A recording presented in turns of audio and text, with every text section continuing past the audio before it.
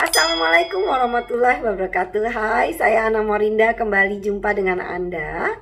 Apa kabar Anda semuanya? Kali ini saya ingin menjawab pertanyaan Bun, apakah masuk di partai politik atau menjadi anggota partai politik mendapatkan salari? Nah, ini dia. Partai politik itu bukan merupakan badan usaha ataupun perusahaan, sehingga orang-orang yang bergabung di dalamnya tentu bukan dianggap pekerja yang mendapatkan salari atau mendapatkan gaji. Bergabungnya anggota partai politik sifatnya sukarela. Mereka memiliki pandangan ideologi yang sama, kemudian mengadvokasi atau ingin menyuarakan kepentingan yang sama berkenaan dengan kepentingan rakyat. Mereka bergabung secara sukarela. Bahkan kalau kita tinjau dari mana sih sebenarnya partai politik mendapatkan dana, yang pertama adalah tentu dari pemerintah. Ada rumusnya, berapa jumlah kursi yang dimiliki, kemudian kita mendapatkan bantuan operasional dari pemerintah yang harus dipertanggungjawabkan setiap tahunnya. Nah, yang kedua tentu dari sumbangan sukarela yang tidak mengikat dari sumber-sumber yang tidak berlawanan dengan hukum dan perundangan. Yang ketiga, walaupun jumlahnya tidak banyak, ini juga sumbangan sukarela dari anggota partai politik.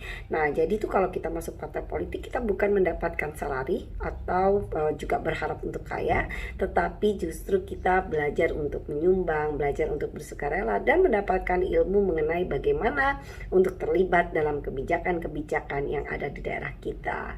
So, kalau nggak ada salarinya, Bun, bagaimana staf-staf yang ada di sana? Nah, yang ini beda. Untuk menggerakkan organisasi, tentu organisasi harus digerakkan oleh orang-orang yang kompeten. Kita memerlukan staf, kita memerlukan kepala staf yang sifatnya administrasi, kemudian juga untuk menggerakkan organisasi di keseharian. Nah, yang ini memang mendapatkan salari. Dari mana bayarnya? Selain dari gotong royong, petugas-petugas partai baik di fraksi, kepala daerah yang telah ditetapkan biasanya menggunakan surat keputusan dari partai politik yang bersangkutan, jumlah dana gotong royong atau dana sukarela, dana potongan fraksi dan bantuan fraksi atau kepala daerah misalnya.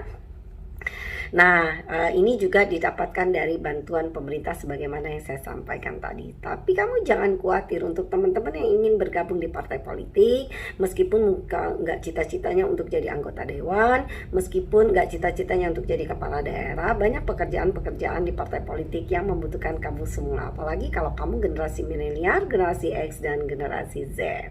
Nah, apa aja yang bisa kamu lakukan? Waduh, banyak banget ya. Semua fraksi itu membutuhkan staf sebenarnya untuk mendampingi dia, membantunya untuk menelaah undang-undang, membantunya untuk menelaah APBD, memberikan masukan-masukan sebelum seorang fraksi berhadapan dengan publik misalnya. Saya sendiri, pengalaman saya memiliki tim, jadi sebelum saya berhadapan dengan publik, saya memiliki tim kecil untuk men-share hal-hal yang ingin saya sampaikan, baik mengenai keuangan, hukum perundangan, ataupun mengenai internal di tempat saya bekerja waktu itu di DPRD.